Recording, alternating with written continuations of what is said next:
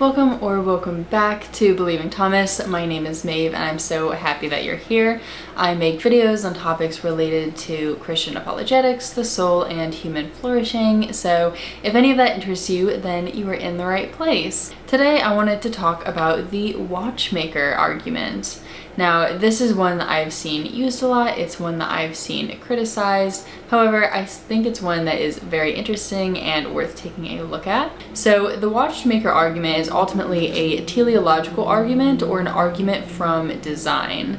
It is philosophical and rather subjective and intuitive in nature. It was put together by a man named William Paley in the 18th century, and it goes like some variation of this. If you are walking in a field and you hit your foot against a stone, you may grumble to yourself a bit and be like, oh, how did that get there?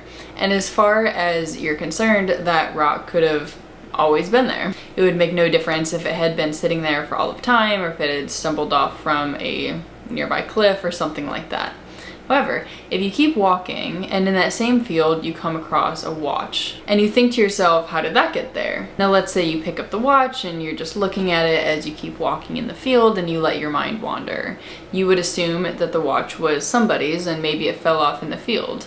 And you would think that that person at some point in the line received that watch from a person who made the watch. You would assume that there was somebody that had the idea for the watch, drew up the mechanical designs for the watch, and then built it to relay specific information for a specific use, namely to tell what time it is. So, if we take that story and then step outside of it, we see that the Watchmaker argument breaks down into about 5 specific steps. The first one is that human artifacts, like the watch, are a product of human design. Someone had to think up the idea for the watch, draw up the designs, understand the mechanics of it, the aesthetics of it, and put it together so that it could be used. Number 2, the universe that we live in resembles human artifacts. Now, I want to dive more into this in future episodes, but we see a profound level of design in the world that we live in. From the complicated and coordinated mechanisms by which our bodies break down and then use the nutrients from food, to the science behind how trees grow and operate within their ecosystems,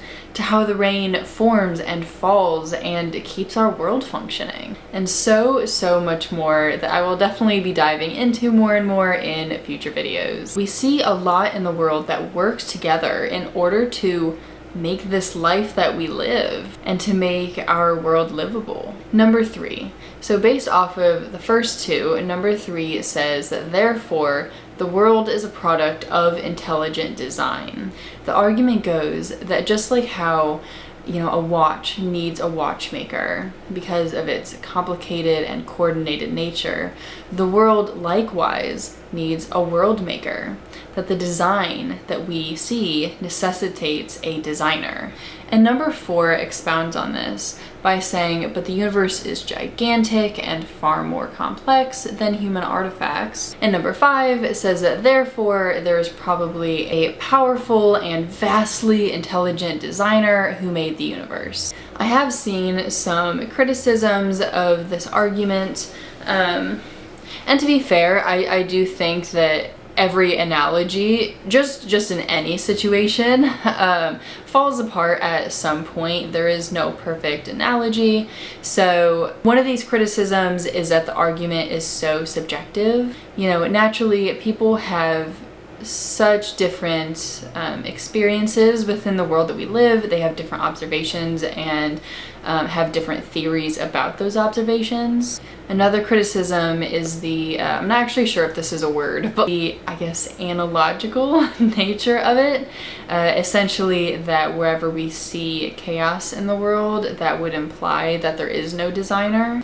I've also heard that this argument is self-refuting because of our limitations as humans. Basically, that since this is the only universe that we live in, the only universe that we know and experience, we have no other universe to compare it to, which would be required in order for this argument to hold weight. Well, I think it's worth discussing. The last one I mentioned is the one that's most interesting to me, While I certainly think it's fair to say that yes, we have limitations because we are humans and we live within one universe, frankly, I think it's always been a given that all we have to work with is this one universe that we live in, and we can only gather the information that we have in front of us. I don't think we need another universe to compare our observations to in order for this argument to hold weight, because I think the core of it lies within intuition, which can be kind of uncomfortable within more heady and cerebral spaces like apologetics tends to be. If you've ever been on, I don't know, a roller coaster or in your car and you thought like, man, it is crazy that there is someone out there that knows how to make something like this, that somebody knows the mechanisms that go into making this thing work. Or if you look at a mansion and think, wow, I can't believe somebody built that hundreds of years ago. We see so much design and artistry in the world around us. You know, we humans are so full of intelligence and beauty, and we see that in the way that we design and order and live within our world. And I think because of that, it's very natural to look at the way trees grow, to look at the way the rain falls, to look at sunsets, to look at stars in the sky, to look at volcanoes, just to look at this universe in which we live and think, who made that? Who designed that? Who painted that?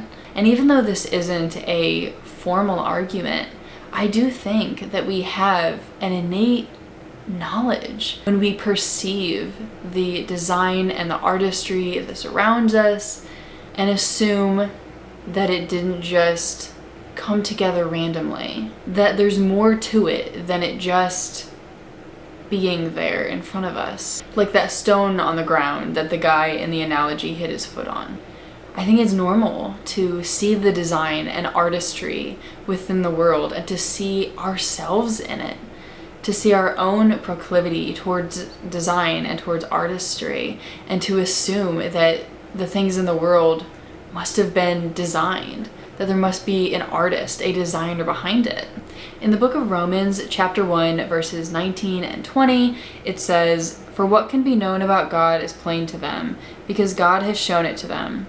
For his invisible attributes, namely his eternal power and divine nature, have been clearly perceived ever since the creation of the world in the things that have been made." And again, we see that pointing to this, I guess if you want to say intuition, that we as humans, for as long as humans have been keeping records, have been cognizant or at least wondrous of something bigger than ourselves in this life, something bigger than just what we see in this world. And that's why I think that the Watchmaker argument holds water and is impactful. But let me know what you think. I always love hearing your thoughts, so please leave a comment down below. If you like this little video, please give it a like, share it, subscribe. That means a lot to me. Much love.